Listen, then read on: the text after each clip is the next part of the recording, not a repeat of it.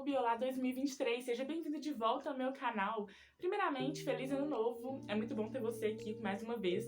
E como você pode ver no título, hoje eu vou falar sobre os melhores livros lidos no ano de 2022. Não sei se você se lembra ou se chegou a assistir, mas no ano de 2021 eu gravei um vídeo do mesmo estilo falando sobre os livros que eu tinha lido lá.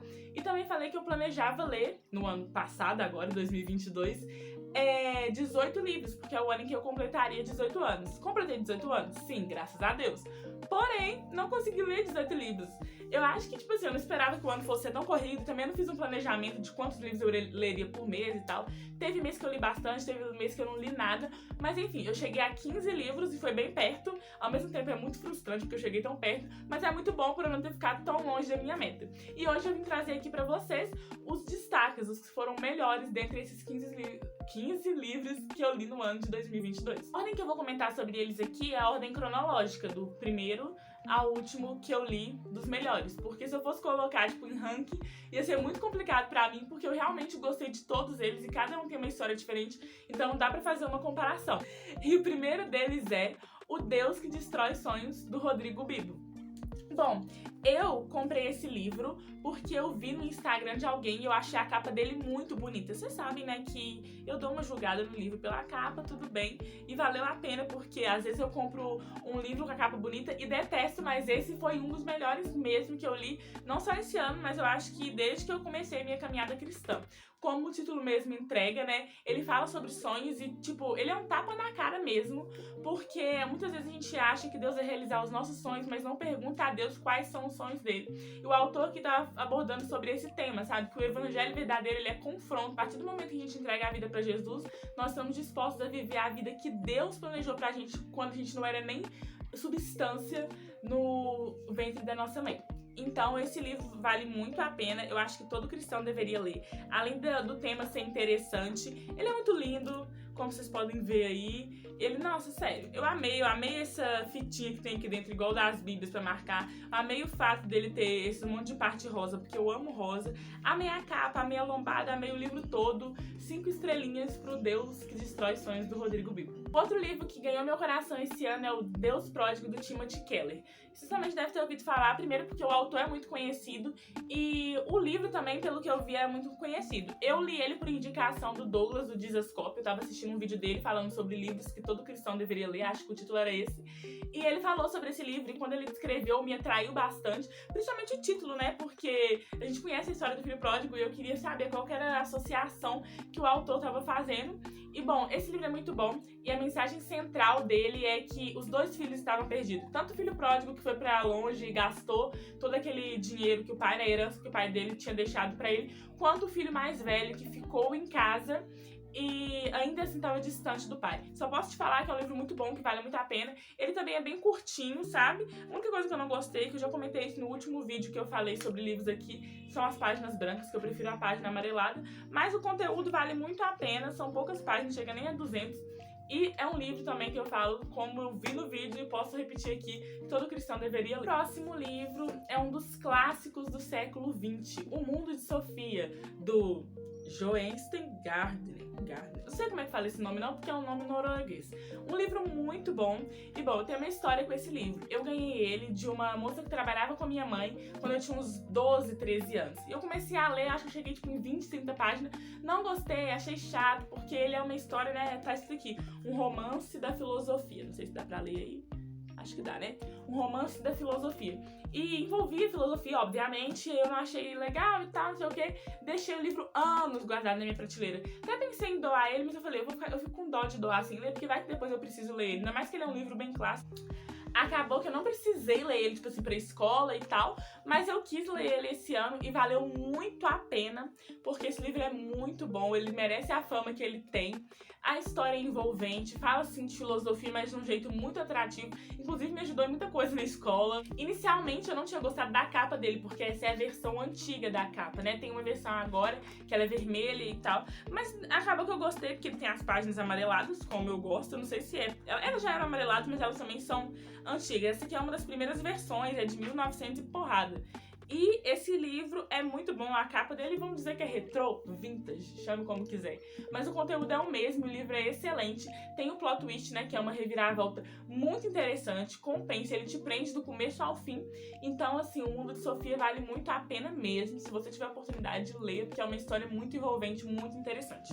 O próximo livro, infelizmente, eu não tenho aqui em mãos, porque eu li emprestado da biblioteca da minha escola, mas é um livro que compensa, tá? Que eu vou deixar uma foto dele aqui do lado, pra caso você tenha curiosidade de pesquisar, que é Também os Brancos Sabem Dançar, do Khalaf Epalanga, acho que é assim que pronuncia o nome dele. Eu li esse livro porque o título me atraiu. Eu fui na biblioteca da escola procurar o livro e eu achei o título muito interessante, né? Engraçado e tal. E aí, quando eu fui ver a sinopse dele, foi uma coisa que me atraiu. O protagonista é o próprio autor e ele mescla algumas coisas que ele passou na vida com algumas coisas de ficção. É um romance, não um romance romântico, mas de uma narrativa longa.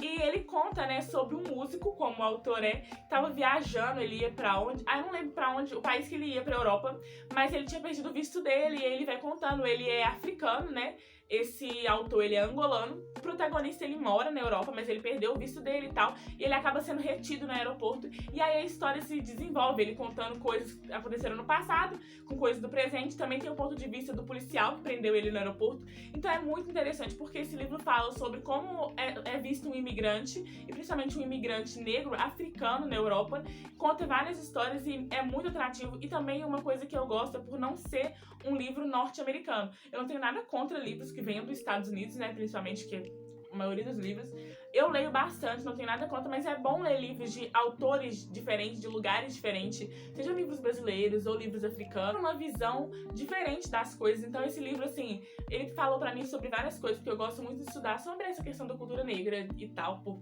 razões óbvias, né? E ele foi um livro, assim, que realmente me atraiu, eu gostei bastante de ter lido, valeu muito a pena. E ele também é um livro muito dinâmico. Como eu tinha um prazo também pra ler, facilitou, porque na escola eu tenho um prazo, né? Eu ia ter que ir lá renovar e tal. E então, assim, Também os Brancos Sabem Dançar é um livro muito, muito bom, que eu recomendo pra todo mundo. O próximo livro eu também não tenho ele aqui em mãos, porque eu li emprestado de uma amiga minha, e esse eu li sim por causa da escola, porque por anos eu relutei pra não ler ele, porque eu já sabia o final, é um final triste de uma história real, então eu sabia que eu ia ficar bem chateada, que é O Diário de Anne Frank, escrito pela própria Anne Frank.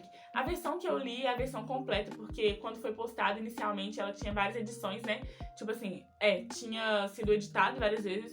O pai de Anne Frank foi o único sobrevivente do Holocausto, pediu pra que editasse em respeito à memória dos falecidos, porque às vezes ela fazia algumas críticas ali e tal ao pessoal que tava convivendo ali no cativeiro com ela, porque a história, caso você nunca tenha ouvido falar de Diário de Anne Frank, é isso. Ela vivia uma vida normal até que se instalou o nazismo, ela era alemã, isso, e ela foi morar na Holanda, em Amsterdã. E ela precisou se esconder. A família dela com uma outra família, no total eram 8 pessoas dentro daquele abrigo que ficava em cima da empresa do pai dela. E aí desenrola a história, né, tipo, na versão dela, porque ela tava escrevendo um diário comum, até que a guerra estourou, a Segunda Guerra Mundial aí, e ela acabou sendo uma vítima do Holocausto, não somente ela, mas como a irmã, a outra família toda, um médico, ou era dentista, um dentista que morava com eles nesse abrigo, só o pai dela sobreviveu, infelizmente. Eu já sabia disso, né, porque a Anne Frank é bem famosa, mas foi muito triste ler, porque ela fazia planos pro futuro, tipo, depois da guerra, depois disso, depois daquilo, eu quero fazer isso, eu quero fazer aquilo. Eu adoro o jeito que ela escreve, ela era uma menina muito à frente do tempo dela, uma menina muito madura, ao mesmo tempo que às vezes ela era muito infantil por ser uma criança, às vezes também ela era muito madura, e com os anos foram se passando ao longo, ela escondida naquele cativeiro, você vê o tanto que ela amadureceu, assim, na porrada, bruscamente mesmo. É um livro que vale muito a pena ler, mesmo o final sendo triste. E assim, sério, eu sei que eu relutei bastante pra ler, mas valeu muito a pena, por isso que ele tá no meu destaque de melhores livros lidos em 2022. O próximo livro virou meu xodózinho, eu li ele um dia e eu ganhei da minha mãe de Natal, que é um título bem grande, Diário de uma Ansiosa ou Como Eu Parei de Me Sabotar, da Beth Evans. A capa dele também é uma gracinha, ele é cheio de ilustrações por dentro e eu gosto, que mais me interessa é justamente o tema, né? Quem me conhece sabe que eu sou uma pessoa muito ansiosa e infelizmente a ansiedade às vezes ela faz com que a gente, tipo, diminua o nosso próprio valor e tal, e acha que a gente é a pessoa mais anormal, mais esquisita do mundo. E E esse livro faz com que a gente se sinta um pouco representado. E eu gostei muito desse livro, porque a autora ela não é nenhuma especialista, e quero deixar isso bem claro, que, tipo, não substitui um atendimento psicológico, né? Mas é bom uma pessoa que, assim, você se identifica, você vê que existem pessoas ao longo do mundo que parecem com você. Isso não é necessariamente bom, porque eu não queria que tivessem mais pessoas ansiosas, assim, como eu, mas eu também me sinto representada e é reconfortante saber que eu não sou a única no mundo. Então esse livro, assim, me abraçou e eu gostei bastante. Por último, e não menos importante, tem Amor e Sorte, da Jenna Evans Welch, autora também de Amor e Gelato, que é o primeiro livro antes. É uma série que ela tem, são 3 livros, e eles são spin-offs um do outro. Eu não sei se Amor e Azeitonas, que é o último que eu ainda não li, é um spin-off, caso você não saiba, é que gira no mesmo contexto, tem alguns personagens, né? No caso aqui muda de país, mas ela é amiga da protagonista do livro Amor e Gelato, e elas têm contato e tal, mas não necessariamente são as mesmas pessoas, por isso que não é uma sequência. Mas ele é um clichê que ele também dá uma saída assim na curva, fora da caixinha, que vale a pena. Ele trata assuntos atuais, a autora trata assuntos atuais. A personagem tá escondendo um segredo, e tipo assim, eu já tava premeditando que era isso pelas poucas coisas que ela falou e acabei descobrindo, eu acertei o que era, mas talvez você saiba, você vai ler e vai achar que é uma surpresa, mas é porque eu sou uma consumidora assim, afoita de livro de romance há muito tempo. Eu tinha dado uma parada pra ler outras coisas também, porque conforme a gente vai crescendo não vai sendo tão interessante o clichê, mas eu sempre li muito livro de romance, assisti muito filme de romance, série e tal, então assim, acaba que algumas coisas pra mim se tornam previsíveis. Se você é acostumado a ler outro tipo de livro, talvez pra você vai ser uma coisa super nova e tal, mas é um livro que vale muito a pena estar aqui justamente por causa do tema que ele aborda. Eu achei atual, achei bacana e achei interessante indicar. E também achei legal porque eu li ele, tipo assim, eu comecei a ler ele, aí depois eu fiquei uns 2 dias sem ler, depois terminei ele numa noite, numa madrugada toda, me senti de novo uma bookaholic. Nem sei se usa mais essa expressão, significa viciado em livros, né? Antes falava muito, agora é mais bookstam, que é uma pessoa que fala de livro o tempo todo. Enfim, acho que eu sou os dois e valeu muito a pena ler Amor e Sorte, indico pra você. Tem que ler primeiro Amor e Gelato, né? Mesmo que eles não sejam tão ligados, não é uma sequência, mas vale a pena porque eu gostei muito da escrita dessa autora. Tenho mais um livro dela pra ler aí, espero que seja bom também pra poder fechar com chave de ouro aí essa série dela. Falando em fechar com chave de ouro, chegamos aqui ao fim do vídeo. Agradeço a você que ficou aqui até o final e me conta aqui quais foram os melhores livros que você leu esse ano. Eu vou deixar na descrição a lista completa de todos os livros que eu li. Talvez você ficou curioso pra saber quais são os outros que eu não citei aqui, que eu não mencionei. Eu acho que eu falei até de livros demais, né? Mas é porque eu nunca consigo escolher só 5 ou fazer um top 3, não. Eu sempre falo de todos realmente, assim, que ficaram marcados pra mim, porque tem livro que é muito bom, que a gente nunca esquece, mas também tem livro que passa batido. E esses aqui eu espero nunca esquecer. Bom que tá aqui registrado pra sempre no YouTube, pra eu, toda vez que eu quiser me lembrar um pouquinho deles e tal, ou dos livros que eu li em 2022, eu posso voltar aqui. E é isso, eu espero que você tenha gostado. Mais uma vez, feliz ano novo, não esqueça de curtir. E eu espero vocês no próximo vídeo. Beijão, tchau, tchau!